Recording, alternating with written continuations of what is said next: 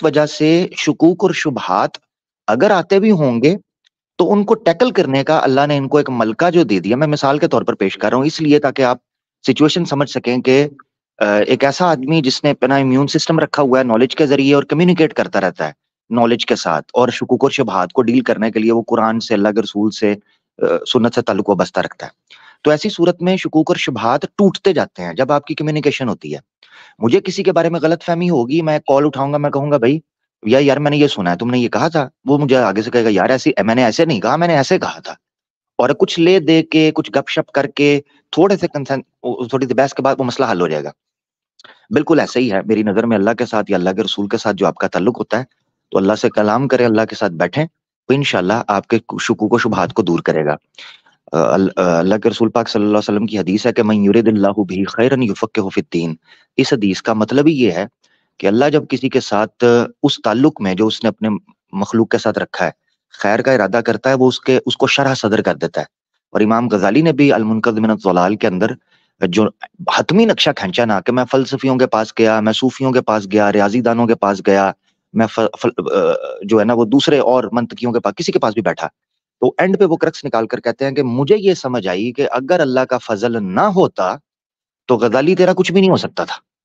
तो अल्लाह के फजल ने इन शुकूक और शुबहात को उठाया है और ईमान को रसूख अर्रासिखून फिल इल्म, अल्लाह ने सिफ्त बयान किया उलमा की, अर्रासिखून फिल इल्म। रसूख कहते हैं खम ठुकी हुई चीज को जिसको हिलाना मुश्किल हो। तो शुकूक और शुबहात के थपेड़े फिर उस चीज को डामाडोल नहीं कर सकते हैं जब आपका ताल्लुक मजबूत हो, उस ताल्लुक को मजबूत कर देता है। ये कहना चाहिए। अच्छा, ये mercy for all last question मैं आपसे करूंगा, फिर मैं आपसे इजाजत लूंगा। ये बताइए कि क्या आप जिक्र करते हैं? जी, करता हूँ मैं अल्हम्दुलिल्लाह, 5 वक्त नमाज और जिक्र, तिलावत और फिकी मसाइल भी अच्छे खासे पता है मुझे। नहीं, जिक्र बताइए, सिर्फ जिक्र कितना करते हैं?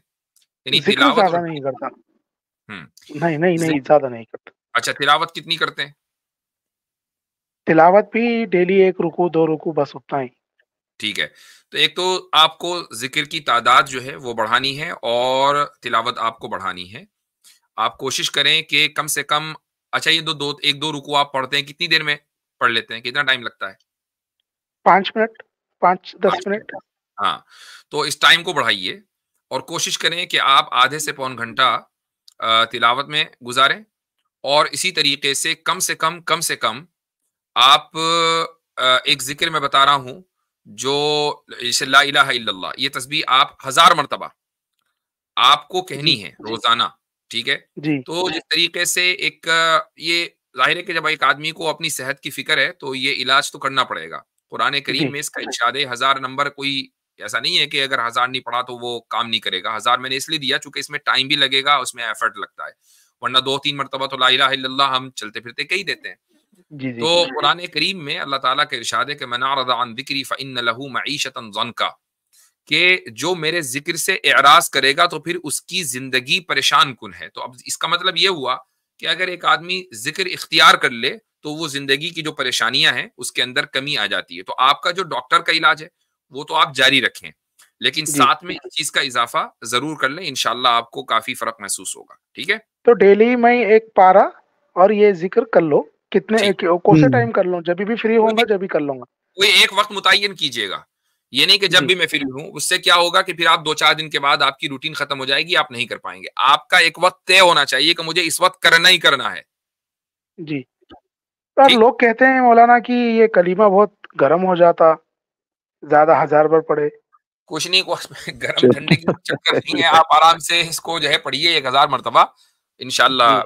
अब गर्मी की तो जरूरत है ना, आजकल ठंड भी बहुत है। हाँ, आप 1000 पर पढ़ के नहा लीजिएगा।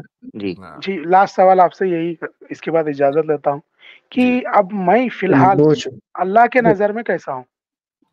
आप बहुत अच्छे हैं माशाल्लाह। अल्लाह ताला आपको, आपके ईमान को बाकी रखे और आपको सच्चा पक्का मुसलमान बनाए और ईमान के ऊपर खात्मा करे। ठीक है, आमीन आमीन। जज़ाकल्लाह मौलाना। ये क्लिप को काट दीजिएगा प्लीज। ठीक, इंशाल्लाह। चलें, और अलग से अपलोड कर दीजिए प्लीज। जज़ाकल्लाह। कहते हैं अल्लाह की रिक्वेस्ट आ रही है। जी आमिर भाई कहते हैं, हाँ कहते हैं अल्लाह की नजर में मैं कैसा हूँ। मुझे इकबाल का वाकया याद आ गया। हजरत इकबाल गए एक वलीउल्लाह से मिलने के लिए, एक आलम बहुत बड़े स्कॉलर थे कोई, लाहौर में ही कहीं। उनसे मिलने के लिए गए तो अब उस टाइम पर टांगे वगैरह चलते थे सारे, तो वो बड़ा दूर से सफर करके गए। तो जब उनसे मुलाकात हुई तो उन्होंने देखने से इनकार कर दिया मुलाकात से। तो पूछने पर इकबाल को बताया गया कि वो कहते हैं कि तू बातें बड़ी बड़ी करता है, मगर दाढ़ी मूछ और ये अमल जो है ना तेरे अंदर के अल्लाह के रसूल का झलक भी नजर आए मोहब्बत की, वो झलक नहीं है।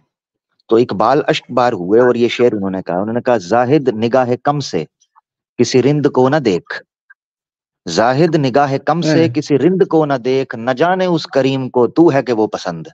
अल्लाह क्या अकबर, क्या अजीब अजीब जबरदस्त। तुझे क्या पता।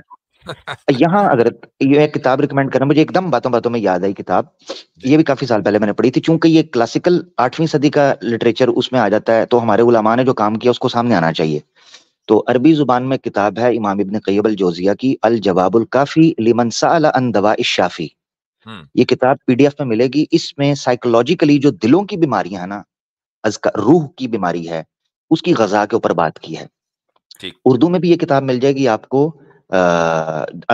ऐसे करके ना कोई नाम है उसका, दिलों की शिफा ऐसे करके लिखेंगे इब्न क़य्यम अल जौजी, पीडीएफ मिल जाएगी। एक नाम है इसका अद्दवा, अद्दा वल दवा, अद्दाउ ये इंग्लिश में भी वद्दवा। होगी, दारुस्सलाम इंग्लिश में भी, की हाँ इंग्लिश में भी, हीलिंग ऑफ द हार्ट, बहुत शानदार किताब है, बहुत प्यारी किताब है इस एतबार। इसी में मैंने पहली बार हजरत नुक्ता पढ़ा था कि इब्न क़य्यम ने डायग्नोज किया कि जहालत एक बीमारी है। कहाँ जाकर बाद में इन्होंने साइको एनालिसिस कर कर बताया कि इग्नोरेंस इज अ डिजीज, जिसको थेरेपी चाहिए कि किसको कैसे करना है। और इब्न क़य्यम ने, जो कि 8वीं सदी के मुतवफ़ा हैं, उन्होंने साइकोलॉजी पर बात करते हुए कहा कि जहालत, इग्नोरेंस एक डिजीज है जिसको हील करने के लिए अल्लाह ने जिक्र नाजिल किया था, ये इस्लाम जो है। और इसी लिटरेचर के ऊपर मबनी जो आजकल के दौर की किताब है वो बड़ी मशहूर हुई है, ला तहज़न, गम न करें। तर्जुमा है आइज़ अल करनी का और इंग्लिश तर्जुमा है डोंट बी सैड। तो ये बेस्ट सेलर रही है दुनिया भर में, तकरीबन हर जबान में। तो जबरदस्त किताब है, उसको भी पढ़ना चाहिए। बहुत प्यारी किताब माशाल्लाह। आपके लिए रिक्वेस्ट एक आ रही है कमेंट सेक्शन से, भाई बार-बार कमेंट कर रहे हैं, मुफ्ती साहब मुझे अमेरिकन वीजा चाहिए। और मैं ऐसे मैं बता देता हूँ, एक बोरी में खुद को बंद करें और उस पर लिखें उसामा बिन लादेन, वो खुद ले जाएंगे। ये सही है। वो खुद ले जाएंगे, ठीक है। तो ये ठीक है, सही है। ये अच्छा आपने अच्छा सोल्यूशन दिया। वैसे ये बात है कि अगर एक कंसल्टेंसी व्हाट्सएप उस पे यूट्यूब के ऊपर खोल दें अमेरिकन वीजा की, वो वीजा मिल रहा है नहीं मिल रहा किसी को क्या पड़ी है, लेकिन मेरा लिए कि चल जाएगा बहुत चैनल। एक कुछ दिन पहले एक वीडियो सामने आई कनाडा की, कि कनाडा में लाइफ स्टाइल कैसी है, कैसे यहाँ पर आए, और उस पर जो है लाखों व्यूज हैं। तो उससे अंदाजा होता है कि लोग जो है वो कितना ज्यादा डेस्परेट हैं यूएस अमेरिका वगैरह आने जाने के लिए। और मैं ये नहीं कहता कि डेस्परेट नहीं होना चाहिए, हर एक आदमी जो है वो अपना लाइफ स्टाइल बेहतर करना चाहता है। लेकिन और एक चीज मैं बहरहाल, चूंकि ये आगे होना सीरियस नोट, एक चीज और कहना चाहता हूँ। ये तो चलो एक साहब ने कमेंट कर दिया, ये हकीकत है कि मेरे पास पता नहीं लोग कहाँ कहाँ से नंबर निकाल के मुझे इसी काम के लिए मैसेज करते हैं कि आप हमें अमेरिका बुला लें। भैया कैसे बुलाऊं यहाँ पर? मतलब ये कि उसका एक प्रोसीजर होता है। मैं वीजा मैं खुद वीजे का ठप्पा नहीं लगाता हूँ पासपोर्टों के ऊपर, उसका एक पूरा लीगल प्रोसीजर है। सारी दुनिया यहाँ पर उसी तरीके से आती है, आप भी उस लीगल प्रोसीजर को फॉलो करें, आ जाए। तो हो सकता है कुछ लोग आपको कहते हों कि भाई हजरत उमरा करने जाना है, अमेरिका का वीजा लगवा दें। भाई बंदा पूछे उमरा करने जाना है तो सऊदीया का लगाओ, कहते नहीं जी अमेरिका से आएंगे तो दूर से ज्यादा स्वाब मिलता है। जी हाँ, सही। अच्छा जी, तो मर्सी फॉर ऑल आप जरा बैक स्टेज छोड़ दीजिए। मेरे पास इस वक्त कॉलर है मलिक, और उसके बाद मैं लूंगा अभिषेक को। जी भाई मलिक साहब किधर गए? ज़ियारत करा के चले गए। अच्छा जी, तो चलो भाई, फिर अभिषेक का नंबर आ गया। हाँ भाई। हेलो मुफ्ती साहब, आवाज आ रही है मेरी? जी बिल्कुल आ रही है जी बढ़िया। मुफ्ती साहब, मेरा आपसे क्वेश्चन ये था कि जो प्रॉफिट मोहम्मद है वो अराउंड 630 में कुछ आए थे ना जी। 570 में आए और 630 में दुनिया से चले गए वो, राइट। तो मेरे को ये बोलना है कि 630 मतलब इस्लाम में ऐसा क्यों कहा गया है कि वो मतलब वो आखिरी प्रॉफिट होंगे, मतलब उनके बाद कोई नहीं आएगा? क्योंकि मेरा मतलब लॉजिक जो सोचता है उस हिसाब से मुझे लगता है कि मतलब वो टाइम पे वो अगर कुछ प्रीच भी कर रहे हैं तो पूरे वर्ल्ड को कहाँ पता चलने वाला है। मतलब जैसे कि टिल 19th सेंचुरी तक भी देखे या 20th सेंचुरी के अर्लियर तक भी देखे, कोई मतलब किसी एरिया में कोई प्रीच कर रहा है तो बिफोर इंटरनेट आने के पहले तो लोगों को कुछ भी नहीं पता होगा ना। मतलब तो कोई बात कोई फैला रहा है इसमें मतलब मसला क्या हुआ, मुझे मसला बताएं। तो ठीक है, नहीं पता। हाँ वो प्रीच कर रहे हैं तो बहुत लिमिटेड लोगों तक रह जा रही है ना। मतलब अगर ठीक वो गॉड के जो डिवाइन या गॉड से उनको कुछ मैसेज आते हैं तो वो अगर वो दावा कर रहे हैं वो, तो फिर वो बहुत लिमिटेड लोगों तक रह जा रहा है। मैं समझ मतलब गया। मेरा अब तो अगर मतलब ये लिमिटेड हाँ, लोगों तक पहुंचा तो उसमें नुकसान क्या हुआ, मैं ये पूछना चाह रहा हूँ आपसे। तो बाकी के लोग तो महरूम रह गए ना। महरूम रह गए, उसके बाद क्या होगा, महरूम रहने का नुकसान क्या है? हाँ, नुकसान ये है कि इस्लामिक थियोलॉजी क्या बोलती है कि कुछ लोग हेल में जाएंगे, कुछ हेवन में जाएंगे। अब हाँ। जिनके सामने कुछ लोगों के सामने अब मोहम्मद साहब आएंगे और उनके जो वो जो उन्होंने जो भी प्रीचिंग मैं वगैरह आएगी उनको अब आपको तो यहाँ रोक रहा हूँ, सवाल आपका समझ गया हूँ पूरा, यानी इसीलिए मैं आपको यहाँ तक लाना चाह रहा था। आपने जो बात कही ना कि इस्लामिक थियोलॉजी ये कहती है, ये आपने इसको गलत समझा, ये नहीं कहती है। मैं आपको बताता हूँ क्या कहती है। जिन लोगों तक रसूल अकरम सल्लल्लाहु अलैहि वसल्लम का पैगाम नहीं पहुंचा, ठीक है, वो चाहे किसी भी वजह से नहीं पहुंचा हो, आज भी एक तादाद ऐसी होगी कि जिन तक इस्लाम का या आप सल्लल्लाहु अलैहि वसल्लम का पैगाम नहीं पहुंचा, उनको अकल तो अल्लाह ताला ने दी है, अकल तो सबके पास है, उसके लिए इस्लाम का पैगाम या इंटरनेट होने की जरूरत नहीं है। अकल तो आपके पास भी, दुनिया में हर एक आदमी के पास है, इतनी अकल कि वो अपनी अकल को इस्तेमाल करके एक खुदा यानी क्रिएटर, चाहे वो उसको अल्लाह कह रहा है, कुछ और कह रहा है, ईश्वर कह रहा है, एक क्रिएटर तक वो पहुंच सकता है कि भाई क्रिएटर एक है। लेकिन उसको ये नहीं पता चल रहा है कि उसकी इबादत कैसे करनी है, उसको ये नहीं पता चल रहा है कि उसने अपने एम्बेसडर्स यानी रसूलों को भेजा है कि नहीं भेजा है, भेजा है तो वो कौन है, और इस हालत में उसका इंतकाल हो जाता है तो वो इंशाअल्लाह जन्नत में जाएगा, वो जहन्नम में नहीं जाएगा। क्यों? इसलिए कि उस तक पैगाम नहीं पहुंचा। तो इस्लाम ने तो ये वाज़ेह कर दिया। दूसरा मैं हजरत ये कहना चाहता हूँ, ये जो भाई ने प्रेमिसेस खड़ा किया ना मफरूजा, ये मफरूजा देखिए नबी के मबऊस होने से ज्यादा उसके पैगाम का मकसद होता है, ये आपने याद रखना है। यानी एक है नबी और एक है नबी का पैगाम। अंबिया तो पहले भी आए थे मगर पैगाम साबित नहीं रहा। तो नबी पाक सल्लल्लाहु अलैहि वसल्लम ठीक है आज से 1400 साल पहले आए थे, मगर पैगाम का एपिक आप देखें कि आज भी पूरी दुनिया के अंदर सबसे फास्टेस्ट ग्रोइंग अगर कोई कॉन्सेप्ट या कोई टीचिंग या कोई रिलीजन, जो भी आप नाम देना चाहें, कोई आइडियोलॉजी, वो इंडिविजुअल हो या बड़े पैमाने पर मुल्कों के अंदर दुनिया में कहीं भी, वो इस्लाम माना जा रहा है। अब नबी पाक सल्लल्लाहु अलैहि वसल्लम की सदाकत की ये मुंह बोलती सबूत इसलिए है कि एक शख्स 1400 साल पहले गुजर गया जिसकी सिर्फ तालीम बाकी है, मुल्क तबाह बर्बाद हो रहे हैं, मुसलमान अपनी आलमी सतह के ऊपर हालतों में बड़े कमजोर हैं, मगर पैगाम उसका जो है वो सर चढ़कर बोल रहा है। ये आमिर भाई, सही मुस्लिम की एक रिवायत है, अभिषेक साहब मैं आपको बता दूं कि रसूल अकरम सल्लल्लाहु अलैहि वसल्लम ने इरशाद फरमाया कि कयामत के दिन सबसे बड़ी उम्मत मेरी होगी, अना अक्सरुल अंबिया इत्तबान, कि सबसे ज्यादा इत्तिबा करने वाले यानी फॉलोवर्स जो हैं वो मोहम्मद सल्लल्लाहु अलैहि वसल्लम के होंगे। अब ये बात आप कब कह रहे हैं? ये बात आज से 1400 साल पहले कही जा रही है। तो कितने फॉलोवर्स जब रसूलुल्लाह सल्लल्लाहु अलैहि वसल्लम इस दुनिया से तशरीफ ले जा रहे थे, पर्दा फरमा रहे थे, तो कितने फॉलोवर्स थे? उस वक्त तकरीबन 1 लाख के करीब फॉलोवर्स थे। ठीक है, 1 लाख, कुछ कम ज्यादा होंगे, 1 लाख के करीब थे। इमेजिन करो कि अगर एक आदमी के 1 लाख फॉलोवर हों और ये प्रिडिक्ट कर दे वो कि मेरे फॉलोवर्स दुनिया में किसी भी नबी के फॉलोवर से ज्यादा होंगे, तो ये एक बहुत बड़ा प्रेडिक्शन है। इस प्रेडिक्शन को सच्चा होते होते भी इस दुनिया में भी बड़ा टाइम लगना है, वो लगा। अब इस वक्त 2050 के बारे में जो प्रेडिक्शन की जा रही है वो ये कि by 2050 Islam will become the largest religion, ईसाइयत को पीछे छोड़ देगा। इस वक्त जो तादाद में मुसलमान और ईसाइयों का ही मुकाबला है आपस में, बाकी तो कोई किसी खाते में नहीं है। तो अगर ईसाइयों को भी पीछे छोड़ दिया जाएगा और मुसलमान सबसे ज्यादा फॉलोवर्स होंगे, मुसलमान सबसे ज्यादा होंगे दुनिया में, तो ऐसा तो नहीं है कि 2051 में कयामत आ जाएगी। फिर कयामत तक के कितने साल हैं? तो आप तसव्वुर करें कि ये नंबर कहां जाएगा। इस एतबार से रसूल अकरम सल्लल्लाहु अलैहि वसल्लम ने जो प्रिडिक्ट किया था 1400 साल पहले, वो आज हर बार सादिक होता, हम अपनी आंखों से देख रहे हैं।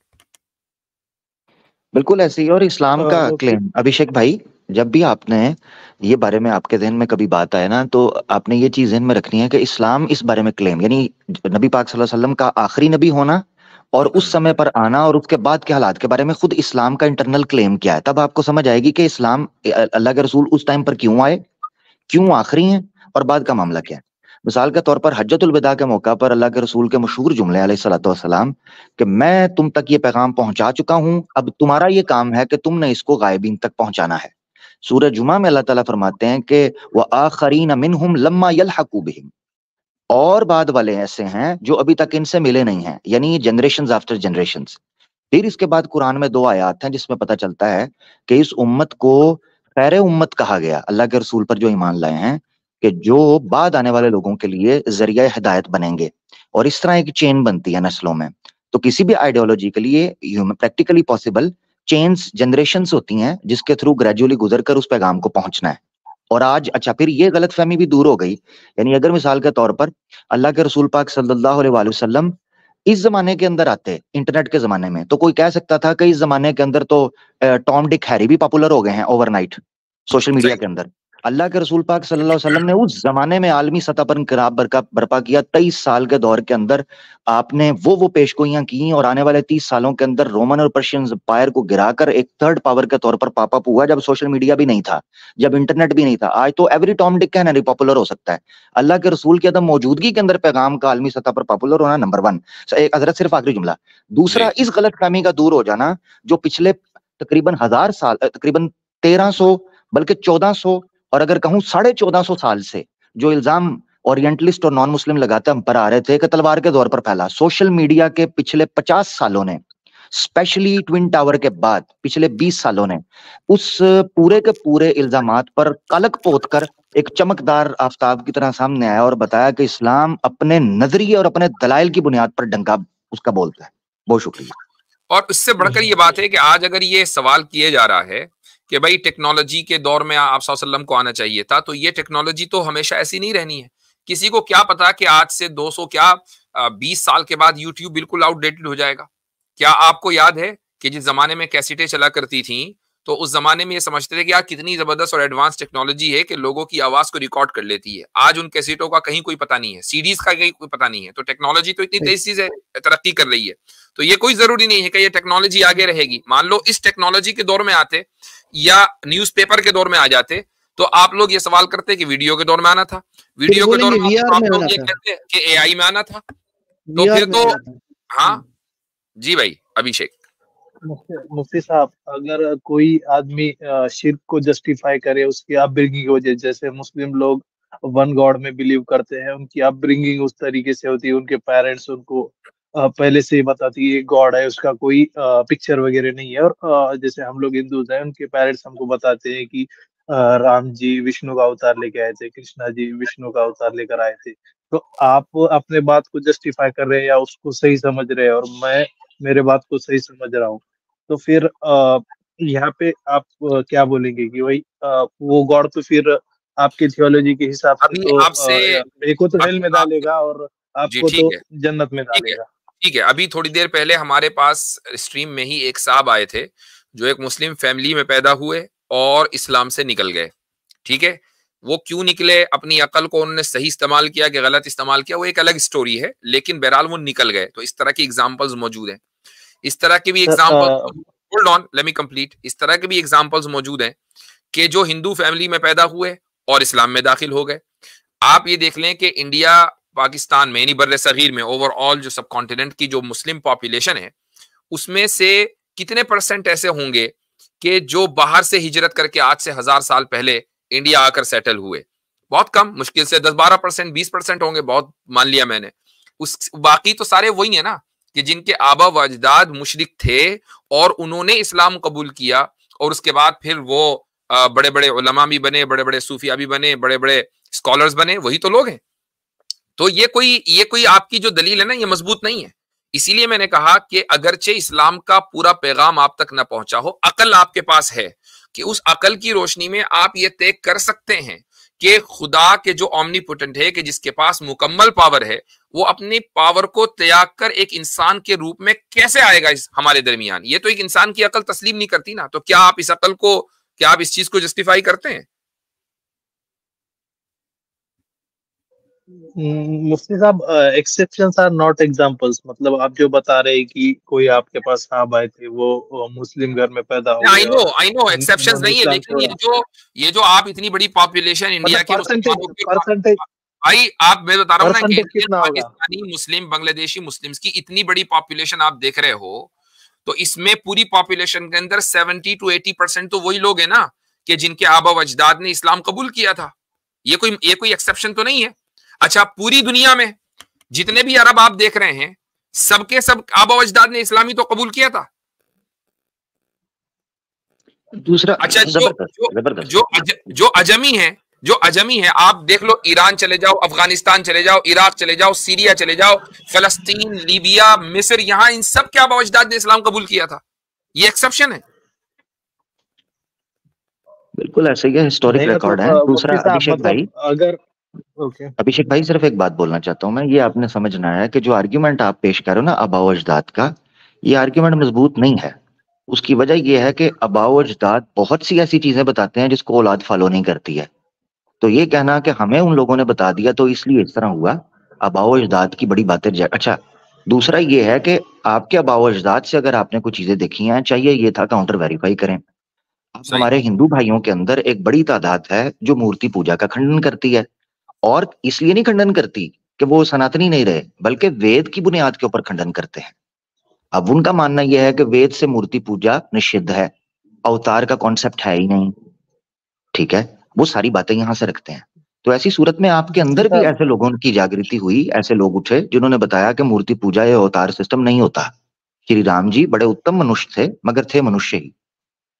अच्छा, एक सवाल मैं आपसे और करता हूं। मान लीजिए आप एक करप्ट सोसाइटी के अंदर पैदा हो गए, ठीक है, करप्शन है हर तरफ, रिश्वतखोरी, बाजार चोरी, हर तरफ जो है, इस तरह की सोसाइटी में आप पैदा हो गए। लेकिन आपको यह भी पता है कि यार इस करप्शन ने हमारी सोसाइटी को अंदर से खोखला कर दिया है। अगर ये करप्शन खत्म हो जाए तो हम बहुत यानी आसानी के साथ, प्रॉस्पेरिटी के साथ अपनी जिंदगी गुजार सकते हैं। तो क्या ये आपके लिए जस्टिफिकेशन होगा कि चूंकि मैं करप्ट सोसाइटी में पैदा हुआ हूं, लिहाजा मुझे तो करप्ट ही होना चाहिए? नहीं, मुझे तो मतलब समझना पड़ेगा कि क्या चीज सही है और उसके हिसाब से प्रोपेल करना तो पड़ेगा। बस, तो जिस तरीके से आप करप्शन को महज इसलिए कि करप्ट सोसाइटी में पैदा हुए हैं, आप दुरुस्त नहीं समझ सकते, अपनी अकल के जरिए आप फैसला करेंगे कि ये चीज गलत है और ये चीज सही है और मुझे सही चीज का इंतखाब करना चाहिए। हम यानी देखें, इंडिया में, आप इंडिया से ही हैं, तो जो सब कॉन्टिनेंट का जो मामला था आज से 40 साल पहले, आज से 50 साल पहले, क्या एजुकेशन का वो लेवल था जो आज है? क्या उतनी तादाद में बच्चे स्कूल जाते थे जो आज जाते हैं? नहीं। माँ बाप आमतौर से क्या खेतों के अंदर काम करते थे, जहालत थी हर तरफ। लेकिन क्या उन किसानों ने ये कहा कि चूंकि हमने खेतों में काम किया है तो हमारे बच्चे भी हमेशा खेतों में ही काम करते रहेंगे? नहीं, बल्कि उन्होंने खुद अपने बच्चों को स्कूल भेजा, तालीम आम हुई। क्यों? इसलिए कि उनकी अकल ने फैसला किया कि भाई ये काम कब तक करते रहेंगे, दूसरा काम करें। मुफ्ती साहब, अब ये इस हिसाब से देखा जाए तो फिर वर्ल्ड के ऑलमोस्ट लोग तो जहन्नम में ही जाएंगे ना। मतलब एक गॉड पे, और जो भी आपके अंदर 74 या 75 कुछ सेक्स है, उसमें से क्लेम करते हैं कि हर कोई क्लेम करता है हम सही है, और एक ही हेवन में जाएगा और बाकी सब हेल में जाएंगे। तो फिर उस हिसाब से देखा जाए तो बहुत ऑलमोस्ट लोग तो, मतलब सभी लोग तो, सबका ही कट गया मतलब। ठीक, सबसे पहले हम इसकी बात करते हैं मुसलमान, अभी सेक्ट को छोड़ दीजिए, मुस्लिम वर्सेस नॉन मुस्लिम्स, कि भाई दुनिया में अक्सरियत नॉन मुस्लिम्स की अगर है पूरी तारीख में, मैं सिर्फ आज की तारीख में नहीं, पूरी तारीख में, तो और लेकिन मुझे एक बात बताएं आप, क्या आपके नजदीक वो बात हर हाल में दुरुस्त होगी कि जिसको अक्सर लोग सही कह रहे हैं? क्या ये आपके नजदीक ट्रूथ का पैमाना है? नहीं। मसलन आपके यहां खुद हिंदू सोसाइटी में आज भी छूत छात का बहुत बड़ा निजाम है और बड़ी तादाद में लोग उसको प्रैक्टिस कर रहे हैं, जबकि कुछ लोग ये भी कहते हैं जो रिफॉर्मिस्ट हैं कि नहीं भाई ये निजाम गलत है ना। आपके यहाँ रिफॉर्म का एक ये चल रहा है ट्रेंड, मुझे मालूम है, लेकिन एक अरसे से, सदियों से उसके ऊपर अमल चला आ रहा था। तो क्या आप उस छूत छात के निजाम को दुरुस्त समझते हैं? नहीं, गलत है वो, मतलब गलत है। इवन जबकि ये जो राम मंदिर का जो हो रहा है ना इंडिया में, जी राम मंदिर का जो इंडिया में, अब मेरे एरिया में तो बहुत ज्यादा सेलिब्रेशन वगैरह है, पर मेरे को एक ने मतलब राम जी के बारे में बहुत मैं रिस्पेक्ट रखता हूँ अभी भी, पर मेरे को एक ने उसका हिस्टोरिकल प्रूफ मांगा किसी ने, पता नहीं, मतलब मेरी एक फ्रेंड के साथ आर्ग्यूमेंट हो रही थी, हिंदू ही था वो एथिस्ट था, तो मेरे को तब से मतलब थोड़ा हिंदू धर्म पे ज्यादा ये हो, मतलब बहुत ज्यादा सर्च किया मैंने चले अब राम इसी जी का को ले लीजिए हिस्टोरिकल आप, प्रूफ। चले अब इसी को ले लीजिए कि आप और आप जैसे चंद हजार लाख होंगे कि जो ये कहते होंगे कि भाई राम जी का कोई हिस्टोरिकल प्रूफ नहीं है। गांधी भी उसी में आते हैं, गांधी जी भी ये कहकर गए थे कि राम जी का कोई हिस्टोरिकल सबूत नहीं है। लेकिन हिस्टोरिकल प्रूफ ना होने के बावजूद हिंदुओं की अक्सरियत ने, मेजोरिटी ने यह मान लिया कि यहां पैदा हुए थे, इस जगह, इन 10 फुट वाले, इस 10 फुट के कमरे में पैदा हुए थे। इमेजिन करें कि एक शख्सियत जो आज से करोड़ों साल पहले, लाखों करोड़ों साल पहले आई, उसके बारे में ये पता हो कि इस कमरे में पैदा हुआ था, ये बहुत ही मुश्किल है, लेकिन लोग इसको मान रहे हैं और आप इसको तस्लीम नहीं करते। तो इसका मतलब ये है कि अक्सरियत अगर मेजोरिटी किसी चीज को सही माने तो वो सही नहीं हो जाती खुद ब खुद। अच्छा, एक चीज मैं ना अभिषेक भाई, एक सवाल यहाँ पे रहेगा, यहाँ पे एक सवाल रहेगा कि आप ये आपका चेंज हो जाए सवाल, आपका सवाल चेंज हो जाए, तो उससे पहले मैं ये करना चाह रहा हूँ। आपने एक बात रखी कि इस हिसाब से तो मेजोरिटी जो है वो जहन्नम के अंदर जाएगी, जिसको हजरत ने बड़े जबरदस्त तरीके से क्लियर किया कि मेजोरिटी हमारे लिए रूल नहीं है बल्कि उसूल। मैं आपको ये कहना चाहता हूँ, जब भी आपके जहन में ये चीज आए, क्योंकि ये आती है आमतौर पर जहन में कि इतनी बड़ी दुनिया, इतने लोग हैं जिनको पता ही नहीं है वो जहन्नम में जाए, इसका फैसला अगर आपने और मैंने करना होता ना, तो हमारा कंसर्न है ये। इसका फैसला जिस अल्लाह की जात ने करना है ना, इसीलिए हम मुतलकन हुक्म नहीं लगाते कि सारे ही जहन्नम में जाएंगे, ऐसे नहीं। फर्द मुय्यन के ऊपर अगर हुक्म लगता है तो वो लगता है, और वो भी उस वक्त लगता है जब देखा जाए पूरे शवाहिद को, और उस वक्त भी कोई जन्नत और जहन्नम की तकसीम नहीं कर सकता। तो ये याद रखना है कि जन्नत और जहन्नम के बारे में ये कहना कि मेजोरिटी जन्नत और जहन्नम के अंदर ये जितने हैं सारे जाएंगे, ये फैसला हमारे हाथ में नहीं है। हमें क्या पता, आपको हिदायत मिल जाए, अल्लाह ने आपके नसीब में लिखा हो, आपके हिदायत मिल जाए, आप सच्चे को स्वीकार कर लो, जैसे आप बात से लग रहा है, इस तरह कई लोग कर लेंगे। तो ये तो इंसान के ऊपर है ना, मरते दम तक मोहलत है उसके पास। मुफ्ती साहब, यहाँ पे मेरा क्वेश्चन ऐड ऑन रहेगा, जैसे बताया कि आपको राम का अभी मतलब राम जी का मंदिर बन रहा है यहाँ पे, तो मेरे मेरे मदर का तो बहुत ज्यादा बिलीफ है कि राम जी थे और वो हमारे आराध्य हैं, ये बात है। और सेम जगह आपके भी अगर पेरेंट्स है, मतलब आपकी मदर है, तो उनका भी एक बिलीफ है कि एक गॉड है और एक प्रॉफिट है, उस पे हमें ईमान लाना है, और जो वो मरेंगे फिर उसके बाद कुछ क्वेश्चंस होगी, और उसके बाद उनको हेल या हेवन में डाला जाएगा, राइट। तो मतलब आपकी थियोलॉजी के हिसाब से तो आपकी मदर सही चल रही है, और मेरे मदर की थियोलॉजी के हिसाब से तो वो भी सही चल रही है। तो भैया अब हमारी, आपका जब कॉन्सेप्ट आता है, ठीक है जी, बोलिए बोलिए, कंप्लीट कर लीजिए। हाँ हाँ, तो फिर आपकी थियोलॉजी के हिसाब से तो हम जहन्नम में ही जा रहे हैं ना, मतलब मेरी मैं वही मदर कहने तो वाला था इटरनल हेल कि में जाएगी। भाई हमारी थियोलॉजी के एतबार से तो हजरत इब्राहिम के अब्बा भी जहन्नम में जा रहे हैं।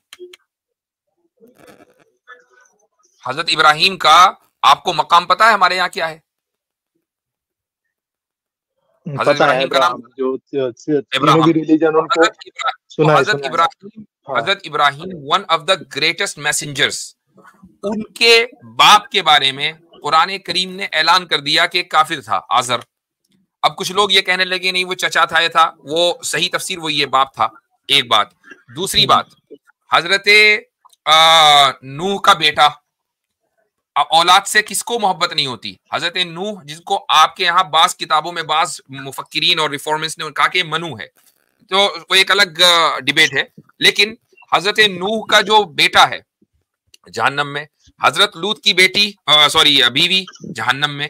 तो असल बात यह नहीं है कि रिश्तेदार की बुनियाद पर अल्लाह ताला फैसला नहीं करेगा। अल्लाह का एक कानून है, उस कानून की बुनियाद पर फैसला होगा। मैं उसकी एक मिसाल दे देता हूँ। मिसाल ये है कि अगर मान लीजिए, मैं एक मिसाल ले लीजिए, मिसाल ये है कि मान लें अगर किसी मुल्क का प्राइम मिनिस्टर है या प्रेसिडेंट है और उसके किसी करीबी रिश्तेदार ने कोई जुर्म कर दिया, तो क्या कानून उसके ऊपर नाफिज नहीं होगा?